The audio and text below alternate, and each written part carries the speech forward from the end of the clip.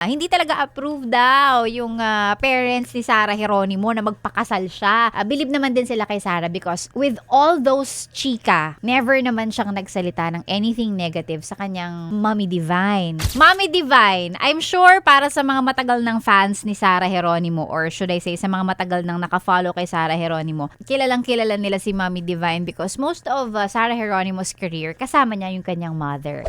And recently, nagkaroon sila ng reunion. Ayan, nakita ulit sa isang frame, no? May picture siya together with her family, her parents, ganyan. So parang natutuwa ngayon ng mga netizens and sinasabi nila na, wow, the world is healing.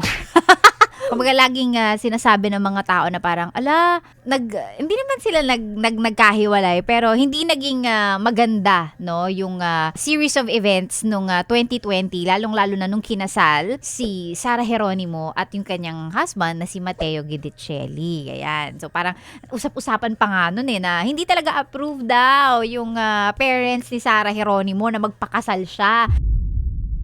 Kaya ang eksena, yung kasal nila, tago daw yon, secret daw yon, parang ganon. Again, hindi naman natin alam, yun lang ay yung chismis, bali-balita lang na nasagap ng chismosang katulad ko, parang ganyan. So ayaw daw ng parents ni Sarah Geronimo and may ganong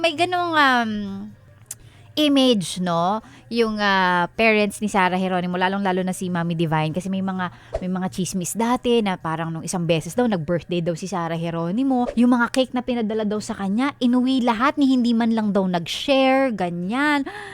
Tapos, iba, no? May mga balita na iba makitungo itong si Mommy Divine, no, sa mga tao sa paligid and even kay Sarah Geronimo herself. Can you imagine, may balita, no? Balita lang naman to, hindi naman to na-confirm, chika lang, chismis. No, may balita na parang si Sarah, she has to ask permission pa, no, para sa kanyang parents, para kung sakaling gusto niyang gamitin yung pera niya. May isang beses daw para may gusto daw siyang bilhin, kailangan niya pa magpaalam sa kanyang Mother Earth, sa kanyang Mother Dear, para magamit yung pera na siya naman ang nagtrabaho. Pera naman niya technically. Kitang-kita rin daw ng mga tao ang sakripisyo ni Sarah Geronimo, lalong-lalo na nung mga panahong sobrang sunod-sunod yung project niya, talagang todo trabaho siya, and yung kanyang mga kapatid na siya ang nagpapaaral, nag-aaral pa sa ibang bansa. Parang ganon!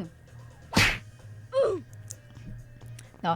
Well, of course, yung mga fans naman ni Sarah and yung mga netizens, believe naman din sila kay Sarah because with all those chika, no, yung mga bali-balitang ganun, never naman siyang nagsalita ng anything negative sa kanyang pamilya, sa kanyang Mommy Divine.